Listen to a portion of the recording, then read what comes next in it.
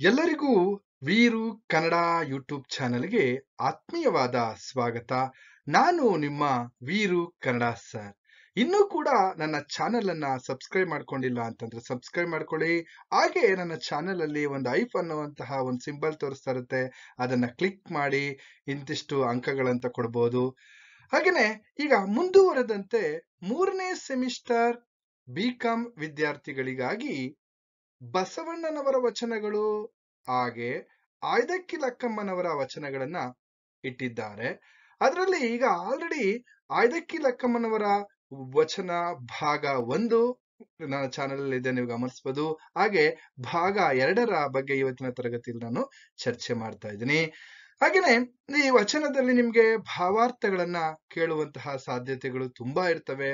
ಯಾಕೆಂದ್ರೆ ವಚನಗಳು ನಿಮಗೆ ಸುಮಾರು 6 ಅಂಕದ ಭಾವಾರ್ಥಗಳಿಗೆ, ಹಾಗೇನೆ ಇನ್ನೊಂದ್ ಕಡೆ ಆ 10 ಅಂಕದ ಪ್ರಶ್ನೆಗಳು ಬರುವಂತಹದ್ದು. ಒಟ್ಟಾರೆಯಾಗಿ ಸುಮಾರು ನಿಮಗೆ 16 ಅಂಕಗಳಿಗೆ ಪರೀಕ್ಷೆಯಲ್ಲಿ ಕೇಳುವಂತಹ ಸಾಧ್ಯತೆ ಇರುತ್ತೆ. ಹಾಗಾದ್ರೆ ಈಗ ಪರೀಕ್ಷೆಯಲ್ಲಿ ಆ ಭಾವಾರ್ಥಕ್ಕೆ ಕೇಳಿದಂತ ಸಂದರ್ಭದಲ್ಲಿ ನಾವು ಯಾವ ರೀತಿ ಬರೀಬೇಕು ಅಂತ ಹೇಳೋದಾದ್ರೆ, ಈ ಪದ್ಯ ಭಾಗವನ್ನ ಅಲ್ಲಿ ವಚನ ಅಂತ ಕೊಟ್ಟಿರೋದ್ರೆ ಈ ಪದ್ಯ ಭಾಗವನ್ನ ಈ ಪದ್ಯದ ಭಾವಾರ್ಥವನ್ನ ಬರೆಯಿರಿ ಅಂತ ಕೇಳಿರ್ತಾರೆ. ಆಗ ಈ ಪದ್ಯ ಭಾಗವನ್ನ ಆಯ್ದಕ್ಕಿ ಲಕ್ಕಮ್ಮನವರು ಬರೆದಿರ್ತಕ್ಕಂತಹ ವಚನಗಳು ಅಥವಾ ಆಯ್ದಕ್ಕಿ ಲಕ್ಕಮ್ಮನವರ ವಚನಗಳಿಂದ ಆರಿಸಲಾಗಿದೆ ಅಂತ ಹೇಳಿ ಬರೆದ್ರೆ ನಿಮ್ಗೆ 1 ಅಂಕಗಳು ಸಿಗುತ್ತೆ ಅಂತ ಹೇಳ್ತಾ, ಹಾಗೇನೆ ನಾನು ಹೇಳಿರ್ತಕ್ಕಂತಹ ಭಾವಾರ್ಥಗಳ ವಿಚಾರಗಳು ಸಾರಾಂಶವನ್ನು ಬರೆದ್ರೆ ಇನ್ನೂ ಹೆಚ್ಚು ಅಂಕಗಳು ನಿಮ್ಗೆ ಸಿಗುತ್ತೆ. ಹಾಗಾದ್ರೆ ಈಗ ನಾವು ನೇರವಾಗಿ ವಚನಗಳ ಬಗ್ಗೆ ಆ ಸಾಲುಗಳು ಏನ್ ಹೇಳ್ತಾ ಇದ್ದಾರೆ ನೋಡಿ. ಒಂದು ವಿಚಾರವನ್ನು ನಾವು ತಿಳ್ಕೋಬೇಕು. ಆಯ್ದಕ್ಕಿ ಲಕ್ಕಮ್ಮನವರು ಅಥವಾ 12ನೇ ಶತಮಾನದ ಕಾಲಘಟ್ಟದಲ್ಲಿ ಈ ಕಾಯಕ ಅನ್ನುವಂತಹ ಆ ಕಾಯಕದ ಮಹತ್ವ ಎಷ್ಟರ ಮಟ್ಟಿಗಿತ್ತು ಅಂತಕ್ಕಂಥದ್ದು, ಆ ಕಾಯಕದ ನಿಷ್ಠೆ ಆಗಿರ್ಬೋದು, ಕಾಯಕದ ಶ್ರೇಷ್ಠತೆ ಮತ್ತೆ ಕಾಯಕದ ಒಂದು ಮಹತ್ವ, ಅದ್ರ ಜೊತೆಗೆ ಇನ್ನೊಂದೇನಪ್ಪಾ ಅಂತಂದ್ರೆ ಒಂದ್ ಕಡೆ ಪ್ರಾಮಾಣಿಕತೆ ಅಂತಕ್ಕಂಥದ್ದು. ಅವರು ಮಾಡುವಂತಹ ಕೆಲಸದಲ್ಲಿ ಕಾಯಕವೇ ಕೈಲಾಸ. ಇಲ್ಲಿ ಕೆಲಸದ ಮೂಲಕ ಎಲ್ಲೊಂದ್ ಕಡೆ ಕೈಲಾಸವನ್ನ ಕಾಣುವಂತಹ ಒಂದು ಕೆಲಸವನ್ನ ಇಲ್ಲಿ ಶಿವಶರಣರು 12ನೇ ಶತಮಾನದಲ್ಲಿ ಮಾಡ್ತಾ ಇದ್ರು. ಅದರಲ್ಲಿ ಆಯ್ದಕ್ಕಿ ಲಕ್ಕಮ್ಮ ಮತ್ತು ಮಾರಯ್ಯ ಇವರು ಕೂಡ ಒಬ್ಬರು ಅಂತ ಹೇಳ್ತಾ, ಈಗ ನೇರವಾಗಿ ಆ ವಚನವನ್ನ ಗಮನಿಸ್ತಾ ಹೋಗೋಣ. ಆ ವಚನದ ಸಂದರ್ಭ ನೋಡಿ. ಇಲ್ಲಿ ಒಮ್ಮನವ ಮೀರಿ ಅನ್ನುವಂತಹ ಈ ಸಾಲಿದೆ. ಅದಕ್ಕೆ ಮುಂಚೆ ಯಾವ ಸಂದರ್ಭದಲ್ಲಿ ಆ ವಿಚಾರವನ್ನ ಆಯ್ದಕ್ಕಿ ಲಕ್ಕಮ್ಮ ಮಾರಯ್ಯನಿಗೆ ಹೇಳ್ತಾ ಇದ್ದಾರೆ ಅಂತಕ್ಕಂಥದ್ದನ್ನ ನಾವಿಲ್ಲಿ ಗಮನಿಸ್ತಾ ಹೋಗೋಣ. ಒಂದು ದಿವಸ ಆಯ್ದಕ್ಕಿ ಲಕ್ಕಮ್ಮ ತನ್ನ ಗಂಡನಾಗಿರ್ತಕ್ಕಂತಹ ಮಾರಯ್ಯನಿಗೆ ಹೇಳ್ತಾ ಹೋಗ್ತಾರೆ, ಬಸವಣ್ಣನವರ ಮಹಾಮನೆಯ ಅಂಗಳದಲ್ಲಿ ಬಿದ್ದಿರುವಂತಹ ಅಕ್ಕಿಯನ್ನ ಆಯ್ದು ತಂದು ಮನೆಗೆ ಆ ಶಿವಶರಣರಿಗೆ ಇಲ್ಲಿ ಆಯ್ದಕ್ಕಿ ಲಕ್ಕಮ್ಮ ಮತ್ತೆ ಮಾರಯ್ಯನವರ ಮನೆಗೆ ಬಂದಂತಹ ಶಿವಶರಣರಿಗೆ ದಾಸೋಹವನ್ನ ಮಾಡುವಂತಹ ಕಾಯಕದಲ್ಲಿ ನಿರತರಾಗಿರ್ತಾರೆ ಇಬ್ರು ಕೂಡ, ಪತಿ ಪತ್ನಿ ಇಬ್ರು ಕೂಡ. ಆದ್ರೆ ಈ ನಿರತರಾಗಿರ್ಬೇಕಾದ್ರೆ ಒಂದು ದಿವಸ ಈ ಮಾರಯ್ಯ ಏನ್ ಮಾಡ್ತಾರೆ, ಆ ಅತಿ ಹೆಚ್ಚು ಅಕ್ಕಿಯನ್ನ ತಂದಿರ್ತಕ್ಕಂಥದ್ದು, ಹೆಚ್ಚಾಗಿ ಆ ದಿವಸ ಮಹಾಮನೆಯ ಅಂಗಳದಲ್ಲಿ ಬಿದ್ದಿರ್ತಕ್ಕಂಥ ಅಕ್ಕಿಯನ್ನ ಹೆಚ್ಚಾಗಿ ಆಯ್ಕೊಂಡು ಬಂದಿರ್ತಕ್ಕಂಥದ್ದು. ಆ ಆಯ್ಕೊಂಡು ಬಂದಿರ್ತಕ್ಕಂತಹ ಸಂದರ್ಭವನ್ನ ಅದನ್ನ ನೋಡಿದಂತಹ ನೋಡಿ, ಆ ಚಿತ್ರದಲ್ಲಿ ನಾವು ಗಂಟನ್ನ ಗಮನಿಸ್ತಾ ಹೋಗ್ಬೋದು. ಇಲ್ಲಿ ಆಯ್ಕೊಂಡು ಬಂದಿರ್ತಕ್ಕಂತಹ ಗಂಟನ್ನ ನೋಡಿದಂತಹ ಸಂದರ್ಭದಲ್ಲಿ ಆ ಇಲ್ಲಿ ಆಯ್ದಕ್ಕಿ ಲಕ್ಕಮ್ಮನವರು ತನ್ನ ಗಂಡನಾಗಿರ್ತಕ್ಕಂಥ ಮಾರಯ್ಯನನ್ನ ಪ್ರಶ್ನೆ ಮಾಡ್ತಾರೆ, ಯಾಕೆ ಇಷ್ಟು ಅಕ್ಕಿಯನ್ನ ತಂದ್ರಿ ಅಂತ. ಆಗ ಯಾವ ರೀತಿ ಅಂತಂದ್ರೆ ಅವ್ರ ಮನಸ್ಸನ್ನೇ ಪ್ರಶ್ನೆ ಮಾಡುವಂತಹದ್ದು ನೋಡಿ. ಎಲ್ಲೋ ಒಂದ್ ಕಡೆ ಅನುಮಾನದಿಂದ ಏನಾದ್ರೂ ತಂದ್ರ ಅಥವಾ 2 ಮನಸ್ಸುಗಳನ್ನ ಮಾಡಿ ತಗೊಂಡೋಗ್ಲೋ ಬೇಡವೋ ಅನ್ನೋ ರೀತಿಯಲ್ಲಿ ನೀವು ಅಕ್ಕಿಯನ್ನ ಆಯ್ದು ತಂದ್ರ ಅನ್ನುವಂತಹ ಒಂದು ಸಂದರ್ಭ, ಪ್ರಶ್ನೆ ಮಾಡುವಂತಹ ಒಂದು ಸಂದರ್ಭ ಈ ಒಂದು ಸಾಲುಗಳಲ್ಲಿ ಗಮನಿಸ್ತಾ ಹೋಗ್ಬೋದು ನೋಡಿ. ಒಮ್ಮನವ ಮೀರಿ ಇಮ್ಮನದಲ್ಲಿ ತಂದಿರಿ, ಇದು ನಿಮ್ಮ ಮನವೋ ಬಸವಣ್ಣನ ಅನುಮಾನದ ಚಿತ್ತವೋ. ಈ ಮಾತು ಮಾರಯ್ಯ ಪ್ರಿಯ ಅಮರೇಶ್ವರ ಲಿಂಗಕ್ಕೆ ಸಲ್ಲದ ಬೋನ, ಅಲ್ಲಿಯೇ ಸುರಿದು ಬನ್ನಿ ಮಾರಯ್ಯ ಅನ್ನುವಂತಹ ಈ ಸಾಲುಗಳನ್ನ ನಾವು ಗಮನಿಸ್ತಾ ಇದ್ರೆ ನೋಡಿ, ಮನಸ್ಸಿನಲ್ಲಿ ಯಾವುದೋ ಚಂಚಲತೆ ಇಲ್ಲದೆ ಅಥವಾ ಮನಸ್ಸಿನಲ್ಲಿ ಯಾವುದೇ ರೀತಿಯ ಅಥವಾ ಚಂಚಲ ಮನಸ್ಸಿನಿಂದ ನೀವೇನಾದ್ರೂ ಆ ಈ ಅಕ್ಕಿಯನ್ನ ಆಯ್ದುಕೊಂಡು ಬಂದ್ರೋ, ಅಥವಾ ಒಂದೇ ಮನಸ್ಸಿನಿಂದ ತೀರ್ಮಾನಿಸಿ ಅಕ್ಕಿಯನ್ನ ಆಯ್ಕೊಂಡು ಬಂದ್ರೋ, ಅಥವಾ ಅನುಮಾನ ಚಿತ್ತದಿಂದ ಏನಾದ್ರೂ ಈ ಅಕ್ಕಿಯನ್ನ ತೆಗೆದುಕೊಂಡು ಬಂದ್ರೋ ಅಂತ ಇಲ್ಲಿ ಪ್ರಶ್ನೆ ಮಾಡ್ತಾ ಇದ್ದಾರೆ. ಹಾಗೆ ಇನ್ನೊಂದ್ ಕಡೆ ತೆಗೆದುಕೊಂಡು ಹೋಗೋಣೋ ಬೇಡವೋ ಅನ್ನುವಂತ ಅನುಮಾನ ಚಿತ್ತದಿಂದ, ಅನುಮಾನದ ಮನಸ್ಸಿಂದ ನೀವೇನಾದ್ರೂ ಈ ಆ ಅಕ್ಕಿಯನ್ನ ಆಯ್ಕೊಂಡು ಬಂದ್ರಾ ಅಂತಕ್ಕಂಥದ್ದು. ಹೀಗೆ ನಿಮ್ಮ ಕಾಯಕವನ್ನ, ನಿಮ್ಮನ್ನ ಎಲ್ಲೋ ಒಂದ್ ಕಡೆ ಯಾವ ಯಾವ ಉದ್ದೇಶದಿಂದ ನೀವು ಈ ಒಂದು ಇಷ್ಟು ಹೆಚ್ಚು ಅತಿ ಹೆಚ್ಚಾಗಿ ದಿನನಿತ್ಯಕ್ಕಿಂತ ಹೆಚ್ಚು ಅಕ್ಕಿಯನ್ನ ಆಯ್ಕೊಂಡು ತಂದ್ರಿ ಅಂತ ಒಂದು ಪ್ರಶ್ನೆಯನ್ನ ಮಾಡ್ತಾ ಇದ್ದಾಳೆ. ಯಾರಪ್ಪ ಅಂದ್ರೆ ಆಯ್ದಕ್ಕಿ ಲಕ್ಕಮ್ಮ ಮಾರಯ್ಯನನ್ನ. ಹಾಗೇನೆ ಮುಂದುವರೆದಂತೆ ಏನ್ ಹೇಳ್ತಾ ಇದಾರಪ್ಪ ಅಂತಂದ್ರೆ, ನಿಮ್ಮ ಮನವೋ ಅಥವಾ ಬಸವಣ್ಣನವರ ಅನುಮಾನದ ಚಿತ್ತವೋ ಅಥವಾ ಬಸವಣ್ಣನವರೇ ಆ ಮಹಾಶರಣರು ಬಸವಣ್ಣನವರು ನಿಮ್ಮನ್ನ ಏನಾದರೂ ಪರೀಕ್ಷೆ ಮಾಡೋದಕ್ಕೆ ಈ ರೀತಿ ಇಲ್ಲಿ ಮಹಾಮನೆಯ ಅಂಗಳದಲ್ಲಿ ಹೆಚ್ಚು ಅಕ್ಕಿ ಚೆಲ್ಲುವಂತೆ ಮಾಡಿದ್ದರೋ ಏನೋ ಮಾಡಿರಬಹುದು ಅನ್ನುವಂತಹ ಒಂದ್ ರೀತಿಯಲ್ಲಿ ತನ್ನ ಮನಸ್ಸಿನ ವಿಚಾರಗಳನ್ನ ಅಲ್ಲಿ ಹೇಳ್ತಾರೆ. ಯಾಕೆಂದ್ರೆ ಬಸವಣ್ಣನವರು ನಿಮ್ಮ ಆಸೆಯನ್ನ ಅಥವಾ ನಿಮ್ಮ ಮನದ ಆಸೆಯನ್ನ ಪರೀಕ್ಷೆ ಮಾಡೋದಕ್ಕೆ ಅಥವಾ ನಿಮ್ಮ ಕೆಲಸದ ಪ್ರಾಮಾಣಿಕತೆಯನ್ನ ಪರೀಕ್ಷೆ ಮಾಡೋದಕ್ಕೆ ಈ ರೀತಿ ಯಥೇಚ್ಛವಾಗಿರ್ತಕ್ಕಂಥ ಅಕ್ಕಿಯನ್ನ ಅಲ್ಲಿ ಎಲ್ಲೋ ಒಂದ್ ಕಡೆ ಚೆಲ್ಲುವಂತೆ ಮಾಡಿರಬಹುದು ಅಂತ ಪ್ರಶ್ನೆಯನ್ನ ಮಾಡ್ತಾರೆ. ಹಾಗೇನೆ ಮುಂದುವರೆದಂತೆ ಈ ದಿನ ತಂದಿರುವಂತಹ ಈ ಹೆಚ್ಚಿನ ಅಕ್ಕಿಯನ್ನ ನಿಮ್ಮ ನುಡಿಗಳ ಅಥವಾ ಈ ಅಕ್ಕಿಯನ್ನ ಏನ್ ಮಾಡ್ತಾರೆ ಅಂದ್ರೆ ಮಾರಯ್ಯ ಪ್ರಿಯ, ಇಲ್ಲಿ ಅಮರೇಶ್ವರ ಲಿಂಗಕ್ಕೆ ಒಪ್ಪಿಗೆಯಾಗದ ಆಹಾರ. ಇವತ್ತು ಇಷ್ಟು ಹೆಚ್ಚು ಅಕ್ಕಿಯನ್ನ ತಂದಿದ್ರಲ್ಲ, ಇದು ಆ ಭಗವಂತ ನೋಡಿ, ಆ ಶಿವ ಆ ಈಶ್ವರ ಇದನ್ನ ಇಲ್ಲಿ ಎಲ್ಲೋ ಒಂದ್ ಕಡೆ ಒಪ್ಪಿಸ್ಕೊಳ್ಳೋದಿಲ್ಲ, ಅಥವಾ ಆ ಭಗವಂತನಿಗೆ ಇದು ಒಪ್ಪಿಗೆಯಾಗದ ಅಥವಾ ಎಲ್ಲೋ ಒಂದ್ ಕಡೆ ಆಹಾರವಲ್ಲ. ನೋಡಿ, ಇಲ್ಲಿ ಅಮರೇಶ್ವರ ಲಿಂಗಕ್ಕೆ ಸಲ್ಲದ ಬೋನ ಅಂದ್ರೆ ಇದು ಇಲ್ಲಿ ಅಮರೇಶ್ವರ ಲಿಂಗನಿಗೆ ಎಲ್ಲೋ ಒಂದ್ ಕಡೆ ಆ ಭಗವಂತನಿಗೆ ಇದು ಪ್ರಸಾದದ ರೂಪದಲ್ಲಿ ನಾನು ಕೊಡೋದಕ್ಕೆ ಸಾಧ್ಯ ಇಲ್ಲ. ಯಾಕೆಂದ್ರೆ ಆ ಭಗವಂತ ಇದನ್ನ ಅರ್ಪಿಸ್ಕೊಳ್ಳೋದಿಲ್ಲ, ಒಪ್ಪೋದಿಲ್ಲ ಅಂತಕ್ಕಂಥದ್ದನ್ನ ಹೇಳಿ, ಹೋಗಿ ನೀವು ಎಲ್ಲಿಂದ ಈ ಅಕ್ಕಿಯನ್ನ ತಂದಿರೋ ಬಸವಣ್ಣನವರ ಮಹಾಮನೆಯ ಅಂಗಳಕ್ಕೆ ಸುರಿದು ಬನ್ನಿ ಅನ್ನುವಂತಹ ಮಾತನ್ನ ಹೇಳ್ತಾ ಇದ್ರೆ. ಯಾಕೆಂದ್ರೆ ಕಾಯಕದಲ್ಲಿ ಪ್ರಾಮಾಣಿಕತೆ ಇಲ್ಲ. ನೀವು ಎಲ್ಲೋ ಒಂದ್ ಕಡೆ ಒಂದೇ ಮನಸ್ಸಿನಿಂದ ತಂದಿಲ್ಲ, ಅನುಮಾನ ಚಿತ್ತದಿಂದ ತಂದಿದ್ದೀರಾ ಇದನ್ನ, ಅಥವಾ ಬಸವಣ್ಣನವರೇ ನಿಮ್ಮನ್ನ ಪರೀಕ್ಷೆ ಮಾಡೋದಕ್ಕೆ ಈ ರೀತಿ ಮಾಡಿರ್ಬೋದು. ಇದು ಆ ಅಮರೇಶ್ವರ ಲಿಂಗನಿಗೆ ಸಲ್ಲದ ಬೋನ, ಭಗವಂತನಿಗೆ ಈ ಆಹಾರ ಇಲ್ಲಿ ಎಲ್ಲೋ ಒಂದ್ ಕಡೆ ಒಪ್ಪಿಗೆಯಾಗುವುದಿಲ್ಲ. ಹೋಗಿ ಅರಮನೆಯ ಅಥವಾ ಮಹಾಮನೆಯ ಅಂಗಳದಲ್ಲಿ ಸುರಿದು ಬನ್ನಿ ಅಂತಕ್ಕಂಥ ಮಾತನ್ನ ಆಯ್ದಕ್ಕಿ ಲಕ್ಕಮ್ಮ ತನ್ನ ಗಂಡನಿಗೆ ಹೇಳ್ತಾ ಇರ್ತಕ್ಕಂತಹ ಒಂದು ವಿಚಾರ ಈ ಸಾಲುಗಳಲ್ಲಿ ಗಮನಿಸ್ತಾ ಹೋಗ್ಬೋದು. ಹಾಗೇನೆ ಮುಂದುವರೆದಂತೆ ಮತ್ತೆ ಎಂದಿನಂತೆ ಇವರು ಪ್ರತಿನಿತ್ಯ ಏನ್ ಮಾಡ್ತಾ ಇದ್ರು, ಬಸವಣ್ಣನವರ ಮಹಾಮನೆಯ ಅಂಗಳಕ್ಕೆ ಹೋಗೋದು, ಅಲ್ಲಿ ಬಿದ್ದಿರ್ತಕ್ಕಂತಹ ಅಕ್ಕಿಗಳನ್ನೆಲ್ಲ ಒಂದು ಕಡೆ ಆಯ್ದು ಅದನ್ನ ತೆಗೆದುಕೊಂಡ್ಬಂದು ಮನೆಗೆ ಬಂದಂತಹ ಶರಣರಿಗೆ ದಾಸೋಹವನ್ನ ಮಾಡ್ತಕ್ಕಂಥ ಕೆಲಸ. ಈಗ ಮುಂದಿನ ನೆಕ್ಸ್ಟ್ ಈಗ ಮಾರನೇ ದಿವಸ, ಈ ಮಾರನೇ ದಿವಸ ಏನ್ ಮಾಡಿದ್ದಾರೆ, ಮಾರಯ್ಯ ಎಲ್ಲೋ ಒಂದ್ ಕಡೆ ಮರ್ತೋಗಿರ್ತಕ್ಕಂಥದ್ದು, ತನ್ನ ಕಾಯಕವನ್ನ ಅವನು ಇಲ್ಲಿ ಮಾರಯ್ಯ ಮರ್ತೋಗಿದ್ದಾರೆ. ಆ ಮರ್ತೋಗಿರ್ತಕ್ಕಂಥ ಸಂದರ್ಭದಲ್ಲಿ ಆಯ್ದಕ್ಕಿ ಲಕ್ಕಮ್ಮ ತನ್ನ ಮಾರಯ್ಯನ ಕಾಯಕವನ್ನ ನೆನಪಿಸ್ತಕ್ಕಂತಹ ಒಂದು ಕೆಲಸವನ್ನ ಮಾಡ್ತಾರೆ.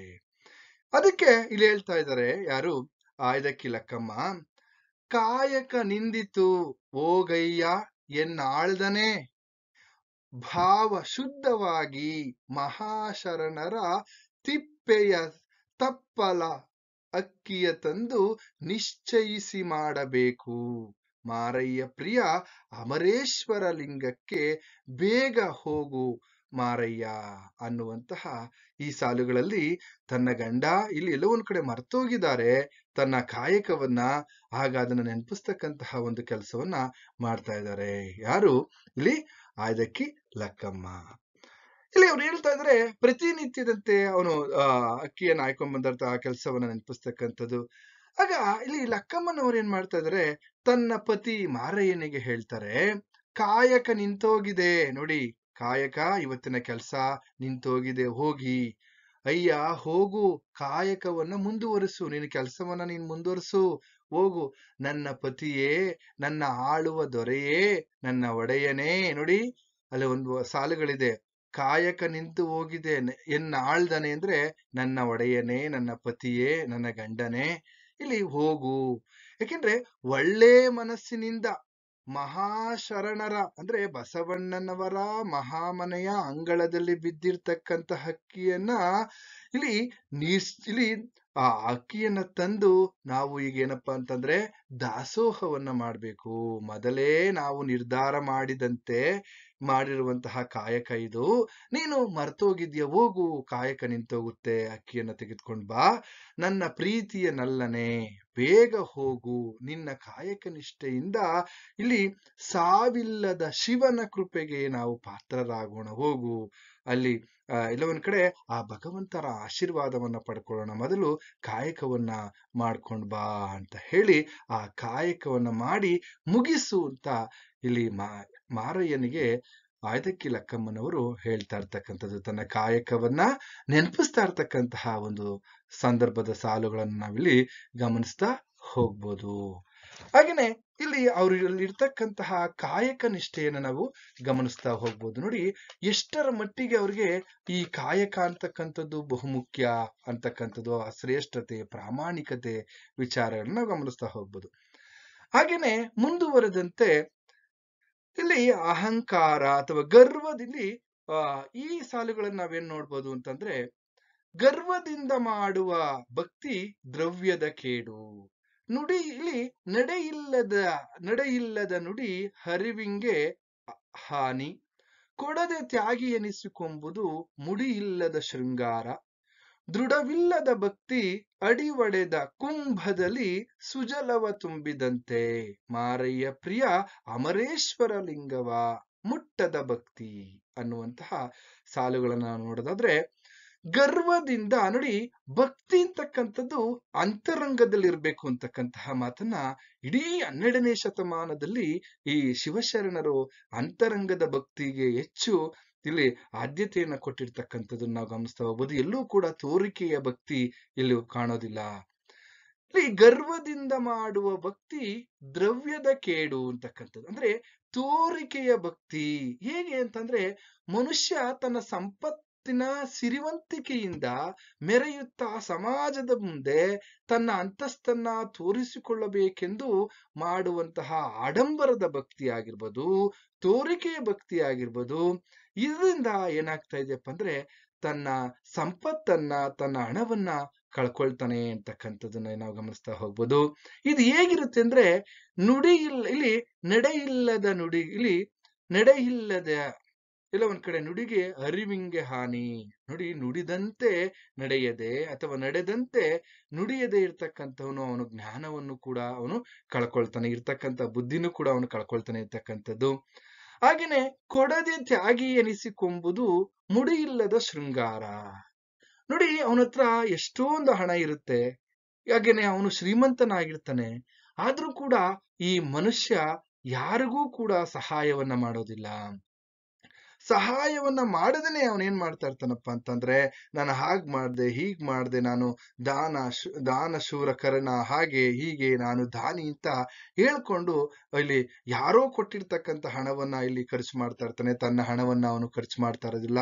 ಅಂತಹವನ್ನ ಕೊಡದೆ ತ್ಯಾಗಿ ಎನಿಸಿಕೊಳ್ಳುವುದು, ಏನೂ ಖರ್ಚು ಮಾಡ್ದಲೇನೆ ತನ್ನಲ್ಲಿರ್ತಕ್ಕಂಥ ಸಿರಿವಂತಿಕೆಯನ್ನ ಹಾಗೆ ಇಟ್ಕೊಂಡು ಇಲ್ಲಿ ಎಲ್ಲೋ ಒಂದ್ ಕಡೆ ಆ ಜಂಬವದಿಂದ ಇರ್ತಕ್ಕಂತಹ ವ್ಯಕ್ತಿ ಅವನ ಒಂದು ವಿಚಾರ ಹೇಗಿರುತ್ತಪ್ಪ ಅಂತಂದ್ರೆ, ಇಲ್ಲಿ ಮುಡಿ ಇಲ್ಲದ ಶೃಂಗಾರ ಅಂತಂದ್ರೆ ಬೋಳು ತಲೆಗೆ ಶೃಂಗಾರವನ್ನ ಮಾಡಿದಂತೆ ಅಥವಾ ಕೂದಲಿಲ್ಲದಂತಹ ತಲೆಗೆ ಅದು ಶೃಂಗಾರ ಮಾಡಿದಂತೆ ಆಗುತ್ತೆ. ಕೊಡದೆ ತ್ಯಾಗಿ ಎನಿಸಿಕೊಂಡವನ ಭಕ್ತಿ ಅನ್ನುವಂತಹ ಮಾತು. ಅದಾದ್ಮೇಲೆ ಇನ್ನೊಂದ್ ಕಡೆ ದೃಢವಿಲ್ಲದ ಭಕ್ತಿ ಅಂತಂದ್ರೆ ನಿರ್ಮಲ ಮನಸ್ಸಿನಿಂದ ಇಲ್ಲಿ ಚಿತ್ತಶುದ್ಧದಿಂದ ಮಾಡುವಂತಹ ಭಕ್ತಿ.